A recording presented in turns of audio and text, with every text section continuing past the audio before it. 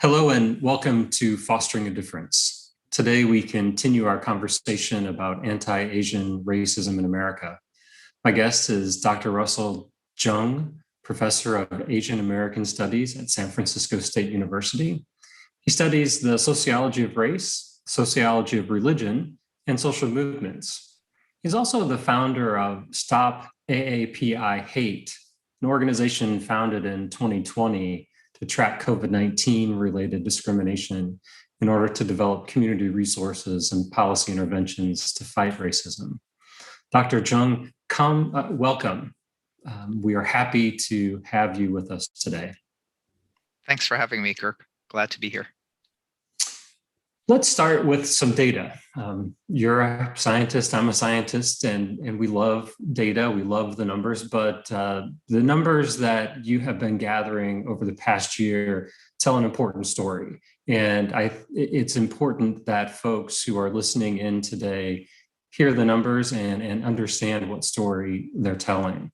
You're motivated to launch Stop AAPI Hate due to this escalation in anti-Asian racism and hate incidents toward Asian Americans. So what do the data look like?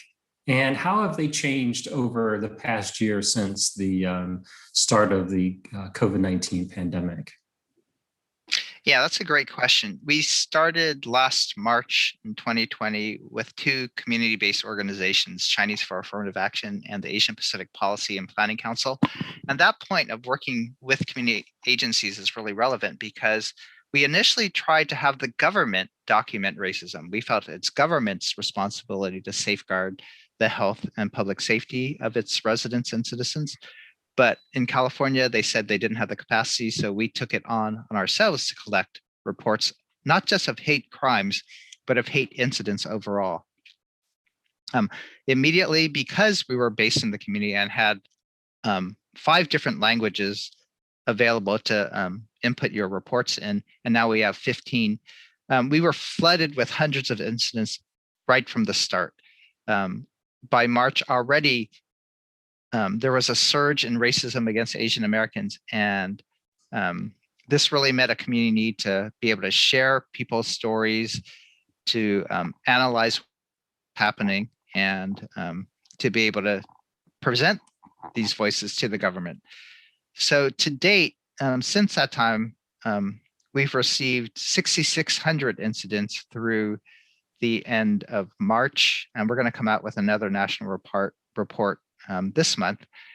And the stats, we'll start with the stats. The stats have been actually consistent, that the trends have been pretty revealing that bullies attack whom they think they can bully. So the stats reveal that there's 4 major categories of how people are harassing Asians. We're facing civil rights violations. We're experiencing online discrimination. We're experiencing a lot of microaggressions, verbal harassment and shunning. And fourthly, we're getting assaulted physically. So those are the 4 categories of racism that we're experiencing. But groups that have been targeted consistently are women who experience racism 2.3 times more than men, elderly, and young people. So we have these types of racism that have been consistent.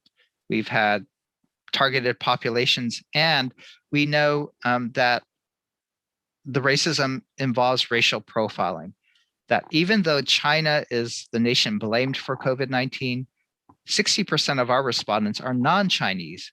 There are other Asian Americans who look East Asian. They're Korean, Japanese, Vietnamese. And so if you're a member of the Asian American community, simply by the way you look, you're experiencing the collective hate and anger directed towards our community at the moment. So you mentioned that where you've seen some increase or a lot of increase or more reports is among women and girls and youth and the elderly. What are people reporting to you? What kinds of incidents are they are they telling you they're experiencing? Yeah, well, I mentioned the four major categories. One that we didn't think of initially, but we read it time and time again, and so that we created a special checkoff category for it, is being coughed and spat upon. 8% of our cases involve people, others, just coming and spitting on their fellow humans. I just heard today, one of my friends, her daughter's in high school. She was sitting with three friends and they were just sitting, and a man just came up and spat on all of them, all three of them. Who does that? So when people ask, how do you know there's a rise in racism? I said in 2019, I didn't hear of people spitting on their fellow neighbors, but today, across the nation, Asians are getting spat and coughed on in large numbers. It's just aberrant behavior, but I think it is a real reaction to the pandemic that people think we're the source of infection, so they feel like they could reinfect us. My own wife was running on a trail and someone just blocked her path deliberately and coughed into her face. So it's really, to me, again, I don't understand people who could do such things. And I'm just really saddened by a society where people feel like they have license to do so. So you mentioned microaggressions, and just so everyone is on the same page, microaggressions were one of the four categories that you'd mentioned. Can you talk about what microaggressions are and the ways in which you've seen them reported back to you? Yeah, microaggressions in our categorization include verbal harassment and being shunned. So again, because of the pandemic, people were avoiding others. They don't want to get sick, but Asian Americans were particularly avoided and shunned. It was clearly deliberate that people would move away from Asians and get closer to others. And that type of social isolation is really damaging, especially to young people. The verbal harassment we found isn't necessarily micro. So I don't really like the term microaggression. The verbal harassment involves a lot of times, most of the times, yelling and screaming at Asian Americans with profanities and racial epithets. In 50% of our cases, people use slurs and say things like, "Go back home, you effing chink." So these incidents of verbal harassment are actually traumatizing, all right? Like if you get spat on and yelled at by a stranger and you're just a kid, you can imagine how you would be frozen, how you would be stunned, and then how you would be scared later on that someone else might do it to you again. We're finding that 1 out of 5 of our respondents are displaying racial trauma. It's like post-traumatic stress. That involves 3 or more symptoms of elevated long-term, you have to have it for over a month, long-term symptoms of things like anxiety, depression, hypervigilance, and avoidance. So people who experience direct racism are getting traumatized. I think the rest of us are experiencing vicarious trauma because we see on the news grandparents getting attacked, and it's really easy for us to say, that could have been my mom, that could have been me. And I'm arguing now that we're experiencing such collective trauma at the moment through these verbal thoughts that it's going to have a long-term impact on our community. That they say that trauma gets passed down intergenerationally. This is sort of this generation's particular coming of age experience of being attacked simply because of their race. And so I think a lot of folks, again, don't fully appreciate the range of microaggressions. And so, as you have said, it can be as subtle as someone being shunned and as extreme as someone being yelled at. And one of the things that I hope folks listening to this will walk away with is some time of self-reflection in how we all treat one another, or just simply react to one another, and the ways in which our reactions, our attitudes toward even the simplest, the simplest body language or verbal language can really, can really perpetuate racism in all of its many forms. You talked about, or you brought up mental health, and you talked about the racialized or the racial trauma that you are seeing in 20% of those who have reported to you. Share with us a little bit about the mental health impacts that you have seen or that you know of related to anti-Asian racism in the United States? Yeah, that's a really important question.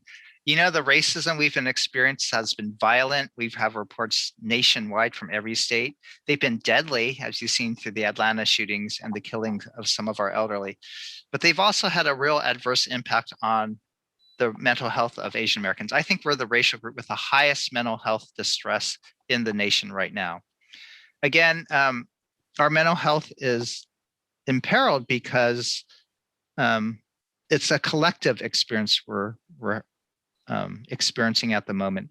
Again, when I see an elderly attacked, I see my own mom or my own grandmother attacked. That's the nature of racial trauma, is that it's just by virtue of being a member of a group. It's no fault of your own, but if you even look like a member of a group, you can be attacked. So a Latino in LA was punched and told to go back to China. An Indigenous person in Vancouver was punched and told to go back to China. So that fear does lead to higher levels of anxiety and stress. And here's a chilling statement and fact. Asian Americans who experience racism, when asked, what's your greatest stressor during the pandemic? They overwhelmingly say racism.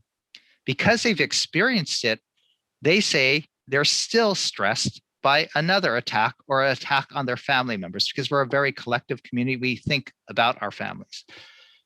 So Asian Americans are more fearful of other Americans' hate than we are of a pandemic that's killed 600,000 people. That's how widespread this racism is. That's how traumatizing it is. That's how afraid we are for our elders. That's how deadly it is. Again, Asian Americans are more concerned, more stressed by other Americans than we are about a deadly disease.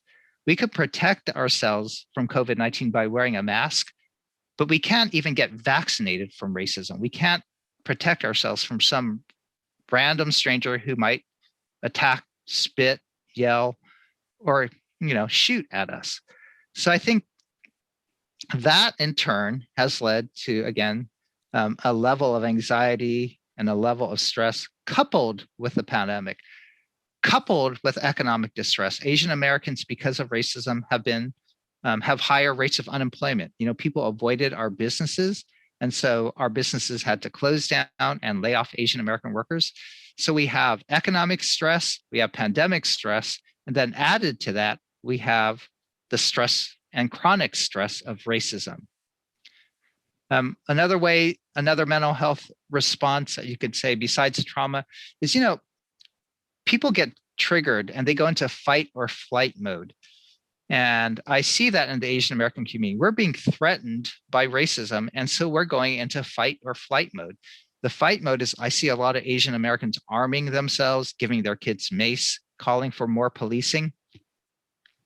The flight mode is we're telling our elders, stay inside, don't even go out. I don't know actually any Asian American who hasn't done that. We're the racial group least likely to send our kids back to the classroom, not only for fear of the pandemic, but for fear of racism on the way to school and racial bullying in the classroom.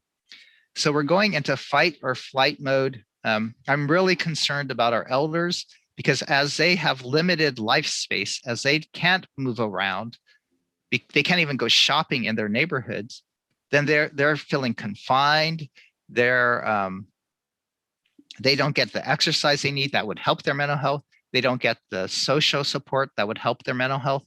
And I think the racism is triggering their former traumas. A lot of us, like you heard in the other podcast, come from refugee backgrounds. We're involuntary migrants. We've gone through war. We've gone through migration loss. We've gone through displacement. We've gone through being deaf and dumb in this new country. And so we have the big T trauma, and then now racism is triggering little t's, microaggressions, slights, dirty looks, being made fun of. And the way the body experiences trauma is whether it's a big T, like having to run away from your country because of war, or it's a little t being, yelled at. Your body has the same physical response to trauma. And so we're getting triggered by this racism.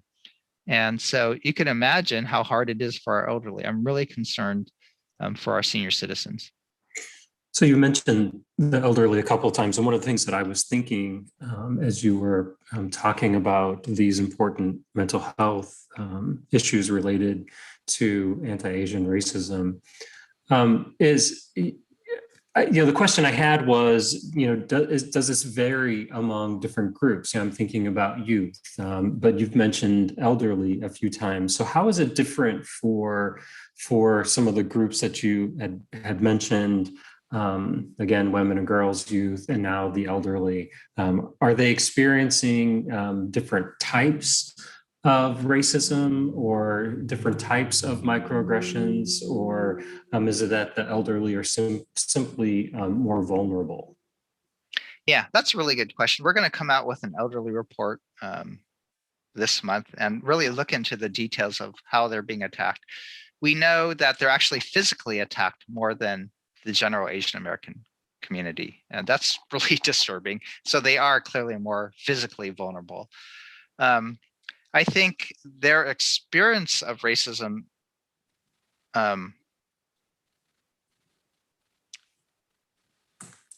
might be different in certain ways. First of all, I think the reason why we're getting attacked is because Asian Americans are seen as foreigners, as outsiders, as bringing in the disease. And so we should be excluded. We should be attacked. America treats foreigners really badly. We build laws against foreigners. We detain the families of foreigners. And apparently, if Asians are seen as foreigners, you can cough and spit and push our elderly, So foreigners are treated really badly in America. That's the way we're racialized. We're seen as outsiders to be excluded.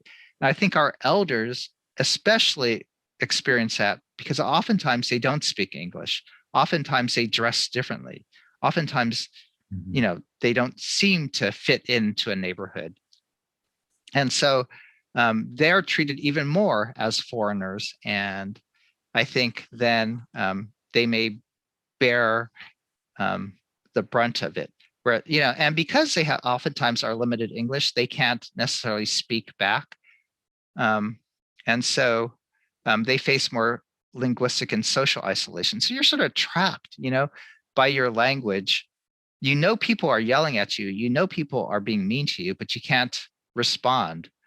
And that's why it's amazing. So many people have reported to us, right? So many seniors, because in general, they haven't had a chance to respond, but they have been responding to us. I think elders experience the racism differently too. Not only because they have less voice in America, not only because it's re-triggering some of their experiences, not only because they have, they also have a different sense of what to expect from America. So in the US, people have a sense of rights, that they should be free and to be able to go wherever they want and not have people harass or bother them. They could do whatever they want. But I think Asian American elders, they actually expect to be treated badly. They expect racism. They expect suffering. So how they handle it then is really different, right? It's if you face an injustice in America, we're told to speak up and fight back. In Asia, you may have a different response to injustice. It could be to eat bitterness and carry on. It could be that's your karma. It could be that's God's will. So we have different responses to the racism, and that shapes our mental health too.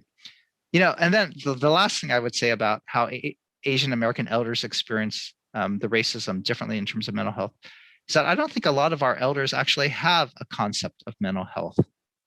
They don't differentiate and create binaries between health and mental health the way Westerners do. And because they don't, they may experience their feelings somatically, right? The mind and the body are integrated. So they may not experience depression or sadness or anger, but they would experience the racism and feel it in terms of headaches, dizziness, sleeplessness, more somatically. And so there's a real cross-cultural difference in understanding the mental health of Asian Americans and how we respond to racism than the way I think European Americans or other Americans might. That's really fascinating, actually, and I hadn't really given excuse me, as much thought to how elder Asian Americans or Asians living in the U.S. might experience and react to anti-Asian racism. So it's one of the things that you said about the elderly is that part of it is they may already expect injustice. Is that born out of their own history with with other governments and other societies, or where does that come from? I think it comes from life. I mean, if you just had a sensibility, life really, this is again a really Buddhist dharma, life is suffering. And especially if you come from if you're an immigrant, you left your country because of reasons, right? There's something bad, something broken, something impoverished about your own society. So you have to leave it. That's already a sense of loss, but you sort of expect it. I think the reasons why Asians aren't reporting to police or to government, that's another comes from their background, right? Because the government hasn't been your government to reflect your voice. So the backgrounds of our community coming from Asia, they have oftentimes a different cultural mindset about how to deal with suffering, what to expect with suffering, how to respond to it. They have different expectations about government, whether it's worth reporting to the police, whether it's worth calling on government to do anything. And so how Asian Americans have responded to racism is really different from the way other groups might. And that's what makes our numbers so remarkable. But despite all these barriers to reporting, and despite the taboo and stigmatization of complaining, they still are to us, right? To stop API hate. So for me, the high numbers of elderly who are reporting is just clearly underreported.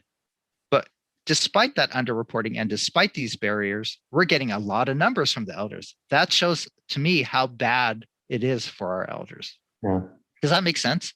It does make sense. Yeah. We're thinking about how do we help our elders? And we think, if we talk about trauma and if we talk about mental health, they'll think those are taboo terms. Those are stigmatized terms. If you're crazy in Asia, you're avoided, you're shunned, they lock you up. Families keep you away from society. And so why would we even broach the topic of mental health or racial trauma when our elders are already keeping silent about it, don't want to remember, and want to avoid it? So we have to think of other ways to support our elders and to discuss it or to bridge it indirectly without, being culturally insensitive. We want to be culturally responsive. So I'm producing a video to support our elders I know they're facing a crisis. I know they're experiencing depression, anxiety, somatic symptoms, but how do we broach the issue with them? We're gonna, and we're not, and they don't listen to younger people either, right? So if I'm younger than them, why would they listen to me, right? That would be culturally inappropriate too. So we're trying to think of what's a culturally responsive way to help our elders, and we figure out the way to do it is to have elders talk to elders, right? If we come from hierarchical societies, let's have other elders talk about their experiences, how they've dealt with suffering, maybe not expressed as mental health issues or or racism or trauma, but how did they deal with suffering and how did they cope, right? But in the terms that Asians would use. So again, framing it in karma, framing it in the brokenness of sin and the need for redemption, framing it in fate. So for me, it's a fun thing of cross-cultural translation. How do we bridge what we know about racial trauma with the spiritual wealth that Asians already have, with the traditions we already have? We've already been survivors of trauma. How can we learn from our elders and share that not only with other elders, but to the younger people? And we'll circle back around to this at the end of our conversation today. But one of the things that I hear you saying is that any intervention that we might develop to assist those experiencing anti-Asian racism and mental health effects related to that must be grounded in the cultural context and appreciate the type of family structures and societal structures that have guided and shaped individuals depending on what stage of life they're in and where they've come from. Yeah. Actually, can I make one last point about this, about absolutely, caring for our elders and thinking about our elders? Yeah. I think what's mobilized our community as Asian Americans so much is that we've seen our elders attacked. And that cuts really close to home for a lot of us because Asian Americans are more likely to live in multi-generational households than the rest of the population. So we grow up with our grandparents. Mm-hmm. And then to see them attacked again, we see our own grandparents being attacked. And, our elders, our seniors are supposed to be the most honored, the most respected in the community. And to see them so dishonored, to see them so disrespected is probably really painful for them, but it's also really shaming for us. Mm-hmm. So I think that's why a lot of us, if we experience racism, we would dismiss it. But to see our elders attack, that's wrong. It's clearly wrong. And that's why you see so many Asian Americans standing up to fight this racism. Because it's not just impacting us individually, it's impacting us in terms of our collective families. And so I see this as the largest movement of Asian Americans in my lifetime. And I see us really rallying to support our elders and really wanting to honor and support our elders as they should be. So for me, it's really hard now to signal the warning, there's a lot of racism, without over alarming our elders. So now we may have gone too far, right? And so our elders are anxious, depressed, and socially isolated. How do we help our elders come out of the pandemic, right? What's the best way? How do we walk that fine line between getting them back out into their routines, getting them out to have mental health by meeting others? And so we're, again, thinking of culturally responsive ways to help our elders re-enter society. And one thing that I think would be really, really helpful for others to know, and how our allies could help, is if our elders have a sense of fear of racism and of the threat of other Americans, I think what we want our allies to do is to start welcoming our elders by greeting them. That's just a simple thing people can do, is to say, hello, grandma, smile and bow, the way Asian elders expect to be treated, to be honored. And if our communities, our broader communities, can start welcoming, greeting, smiling, bowing to our elders, I think that would be a shift in norms of how they're treated and seen in America. It would help their mental health, their reintegration to society, if they saw a welcoming, safe society that looks after them, rather than a hostile society that sees them as foreign and to be excluded. So that's it's not a policy recommendation that we normally make, but for me, this is sort of a change in cultural norms, especially in American cities that are so sort of dense and fast-paced and hostile. We got to start treating people with respect. And the cultural way you would treat an Asian elder with respect is by acknowledging them, bowing to them, and greeting them. Really, another important subtext to what you were saying is that racism is experienced differently, not only within racial ethnic groups, but also between racial ethnic groups. And just as just as one might say, there is not there.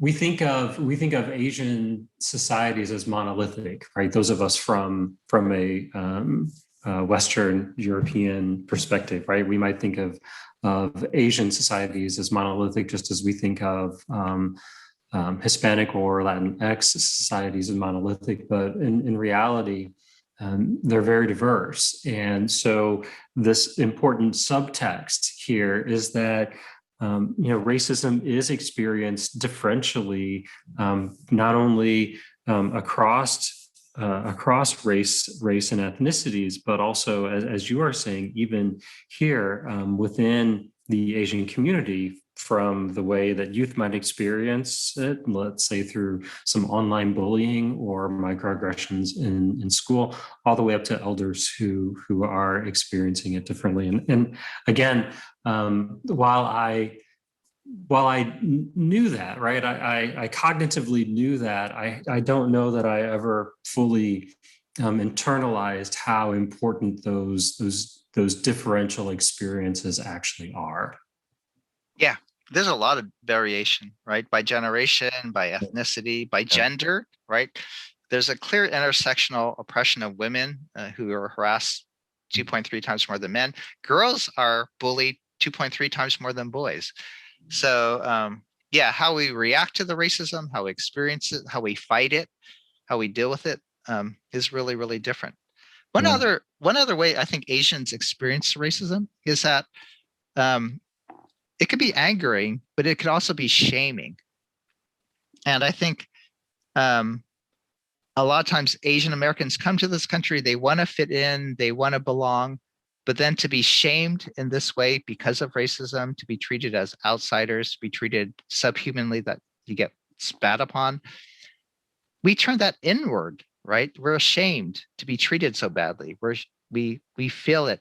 And my concern is that